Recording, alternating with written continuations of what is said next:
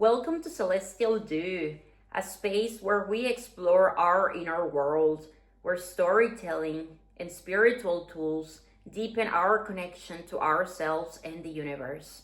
My name is Rocio Celeste, and this is my soulmate and constant companion, Nuda Cosmico.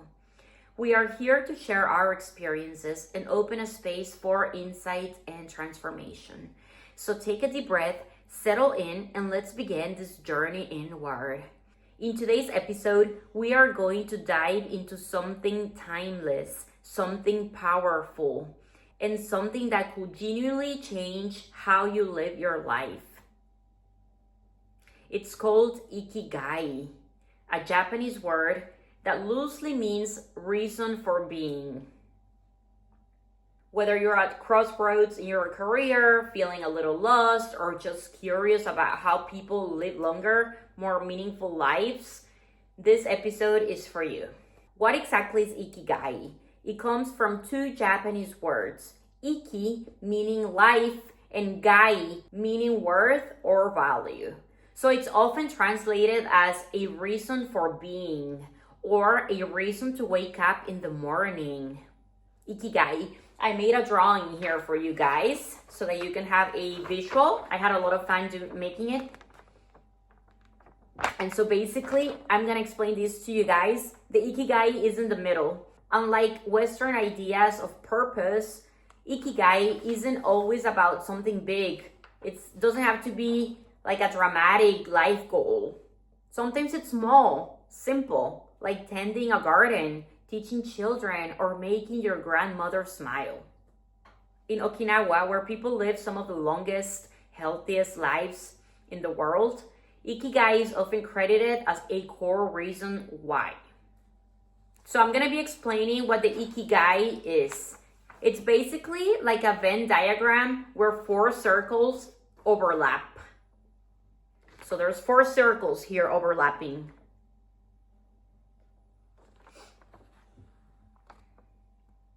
I made this for you guys.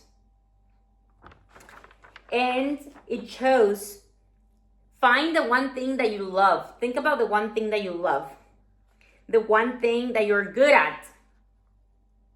It's the same thing. One thing that you love doing and you're good at it.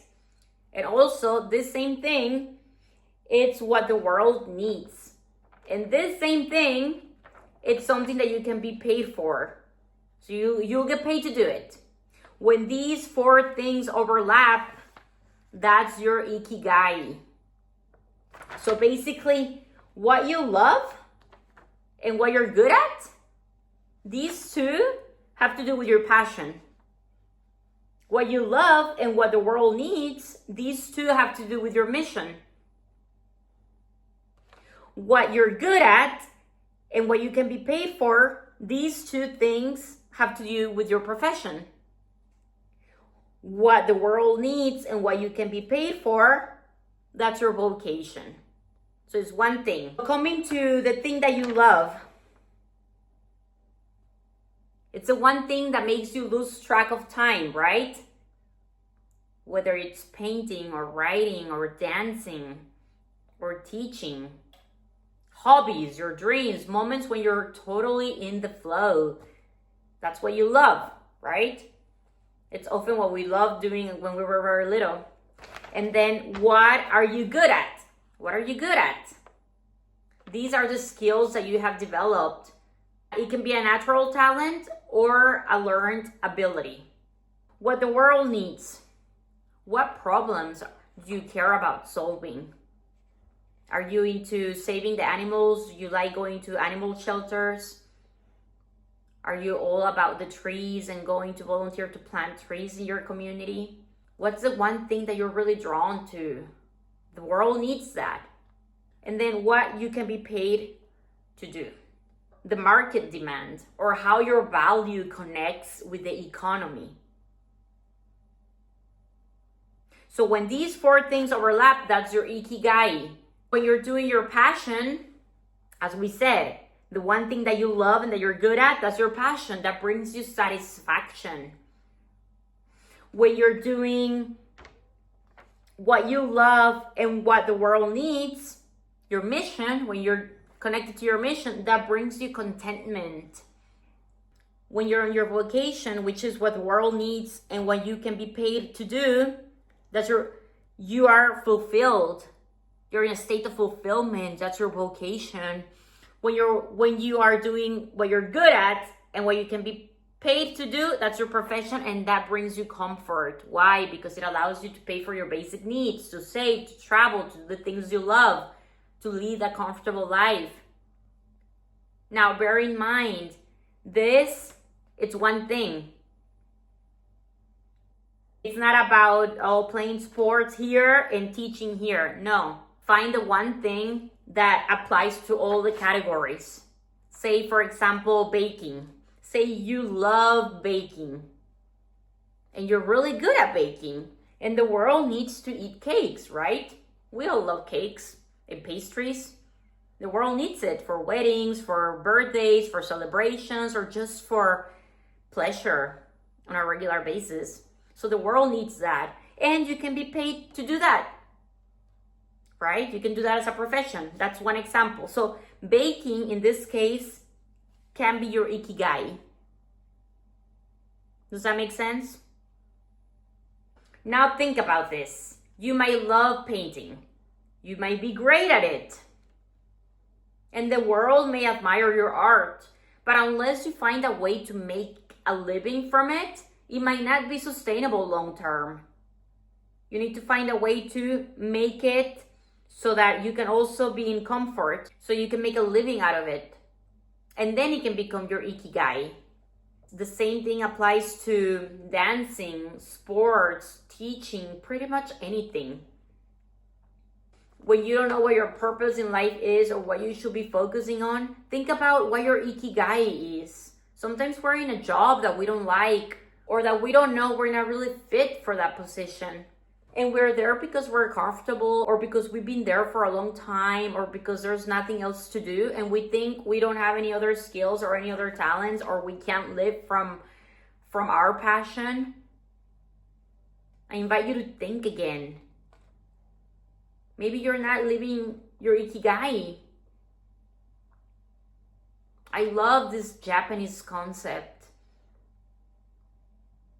Ikigai is not only about success, it's about fulfillment. Why should we care about Ikigai? Well, because when we are overwhelmed, distracted, or burned out, it's because we're not in contentment, we're not fulfilled. We don't have that satisfaction. Something is missing, we're not in our Ikigai. Having an Ikigai can help you live longer. It can help you reduce stress. It can help you increase motivation and thus lead a happier life. A study from Japan even showed that people who felt that they had an Ikigai had a lower risk of cardiovascular disease. It's not magic, it's clarity. Having that clarity is so important and so good for you. Knowing your why keeps you going when life gets tough. Think about what makes you happy. What are you eager to do when you wake up in the morning? Is it books? Is it cooking? Is it nature? Is it dance? Is it sports? Is it music? Is it animals? Is it children? Is it buildings? Brainstorm. I invite you to brainstorm and think, okay, what makes me happy? What do I enjoy doing? So how do you find your Ikigai? It's not like finding a lost key. It's more like uncovering it piece by piece.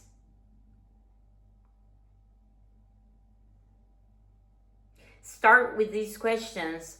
What do I love to do? Even if no one pays me.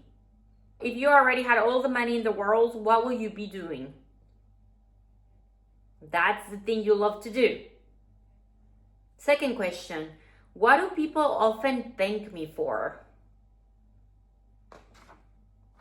Are you good at giving advice?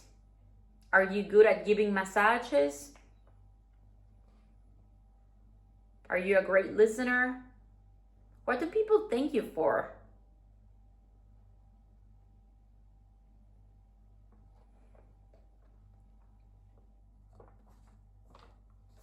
That will be like the thing that the world needs. Now ask yourself, what comes easily to me that others find hard? That's the one thing that you're good at. For example, my best friend from high school, she's great with numbers. She will take AP calculus when I was barely struggling with algebra. I found mathematics really difficult, and for her it was very easy.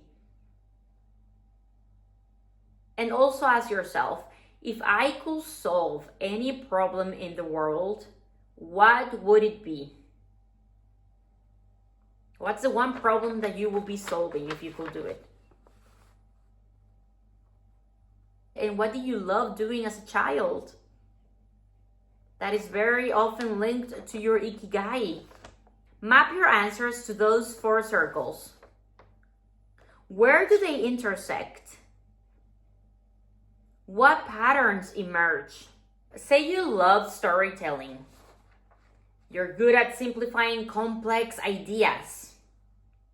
People ask you for advice, and you enjoy coaching others.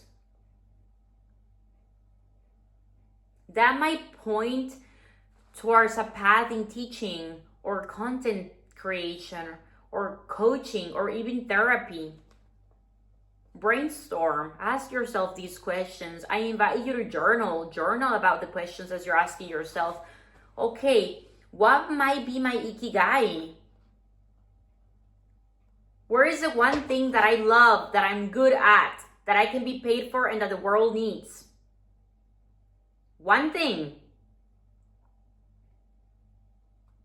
And I can apply it here. It brings me comfort, it brings me contentment, it brings me fulfillment, and it brings me satisfaction. That's my Ikigai. And you can be motivated in your daily life. Your Ikigai doesn't necessarily have to be a job title. It can be something that you cultivate. It can be a hobby that you can get paid for. Start your morning with one small task that aligns with your Ikigai. Journal about what gave you meaning that day.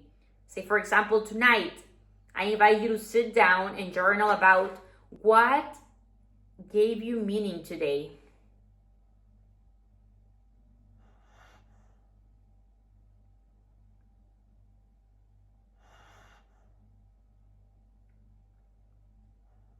Was it having the opportunity to walk my neighbor's pet? Or to water my plants? Also, set boundaries around things that distract you from your core purpose. Because sometimes it's hard to find our Ikigai if we're always distracted, doing things that don't really align with our joy, with things that satisfy us. So set boundaries.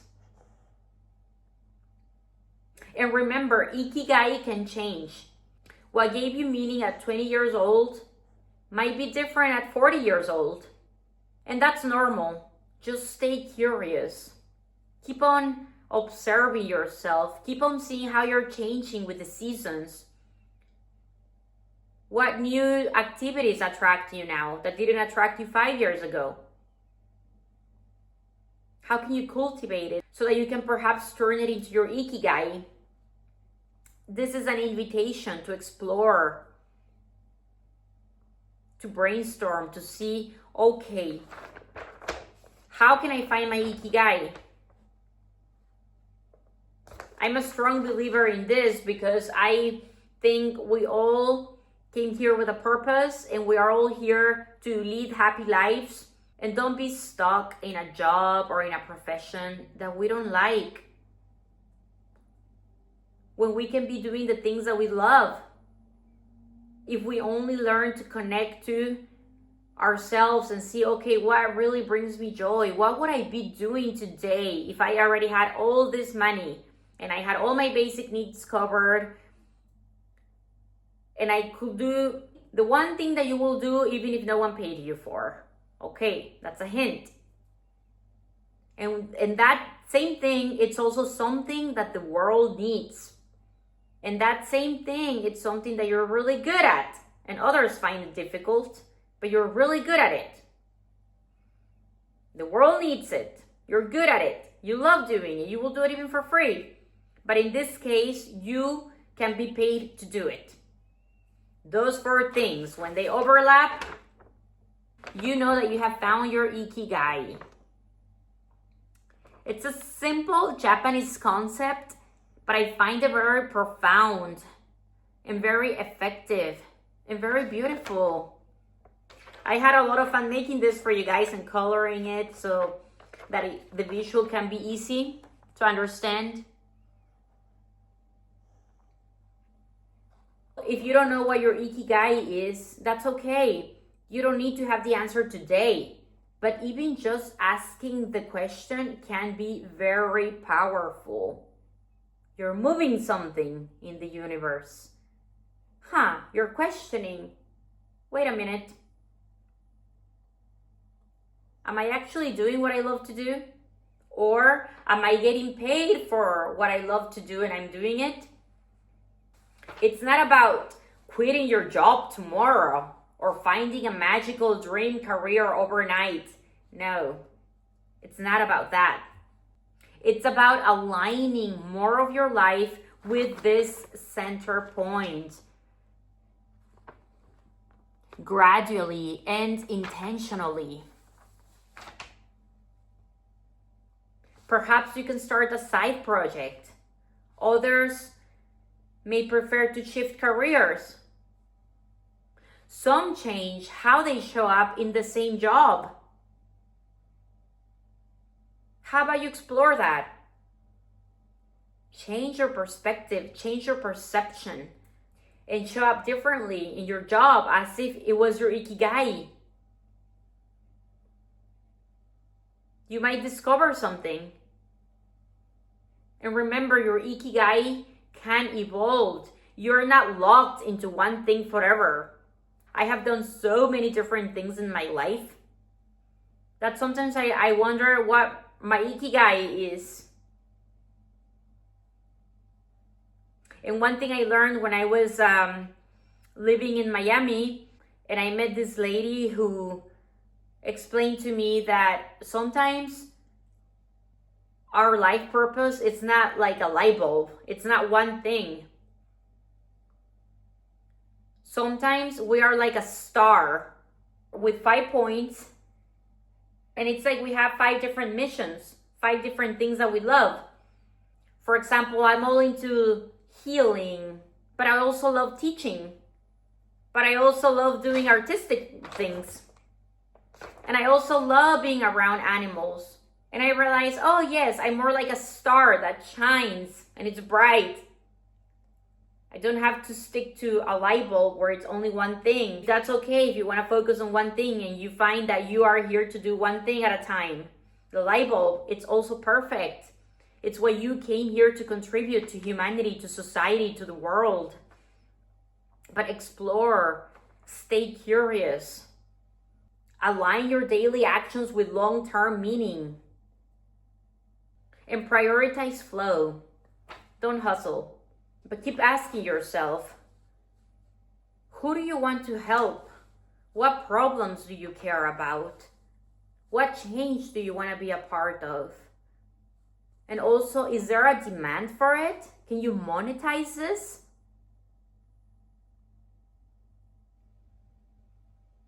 It's great being a volunteer. Very often I was a volunteer at the homeless shelter, but I had my real job. And I was a volunteer in my free time. That was not my Ikigai. That was me being a volunteer. I was not there to monetize that activity. No. So volunteering is something separate. Here we're talking about the Ikigai. You need to be paid for it. The world needs it. You're good at it and you love doing it. So in this case, money comes into place. Okay? Otherwise, your passion may stay a hobby. And that's not what we want. Not in this particular scenario. Not when it comes to finding your Ikigai. I invite you to connect to your inner child. What did you like to do when you were little? Did you love dancing? Was it painting? Could you get paid for it? Does the world need it? Is there a demand for it? Can you monetize it sustainably? Are you good at it? Do you find it easy? Ikigai. Remember what it means? Iki, life, gai, reason for being or worth. Today's episode was very short, but I think it was very insightful. I tried to stay concise. I had a lot of fun making this for you guys today. So I thank you for letting me share it with you. Make sure to like this video if it helped you. And share it with someone who's also figuring out their purpose. And if you want more tools for a meaningful life, hit that subscribe button. We've got a lot more coming. Thanks for watching. And remember, your life's purpose isn't found in a rush. It's discovered by paying attention. See you in the next episode.